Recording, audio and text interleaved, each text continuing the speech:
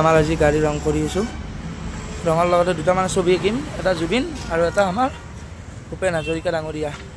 এয়া আঁকি আছে, চাই থাকক। গাইছ, ভূপেন হাজৰিকা কেনে হৈছে কৈ দিব।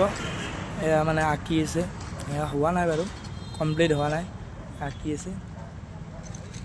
এয়া হ'ল আৰু এইপিনে কমেণ্ট লেখা গৈছে, চাব হ'ব হৈছে, এইটো আঁকি আছে।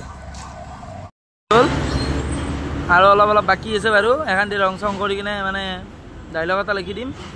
আৰু এয়া জুবিন দা হৈ গ'ল, সেইপিনে মানে ভূপেন হাজৰিকা হৈ গ'ল, সেইপিনে জুবিন হৈ গ'ল। এই আমাৰ আৰ্ট কৰা মানুহজন। দাদা কওক, কিবা এটা কওক। জুবিন দাক আঁকি কেনে লাগিল? বহুত ভাল লাগিল, খুবেই ভাল লাগিল আঁকি পেলাই। আৰু সকলোৱে জানো এনেকৈ তাৰমানে আৰু কোনোবা সংস্কৃতিৰ দ্বাৰা বহুতো শিল্পীয়ে জীৱন্ত আকাৰে ফুটাই তোলে। কৰা হৈ গ'ল আজি, ফটো চটো মানে হৈ গ'ল ক্লিয়াৰ। আৰু মই আহিলোঁ লোড কৰিবলৈ, মানে ধৈৰ্যই নাই গাইছ, কি কৰিম উপায়। হৈ গ'ল, এয়া লেখাই আছে মায়াবিনী ৰাতিৰ বুকু, আৰু জুবিনদাৰ এটা ডাইলগ লিখিছোঁ। সেয়াই আৰু গাইছ, আৰু লোড কৰিব আহিছোঁ। এতিয়া যাম মই শুৱালকুছি। বাই বাই গাইছ, আজিৰ কাৰণে।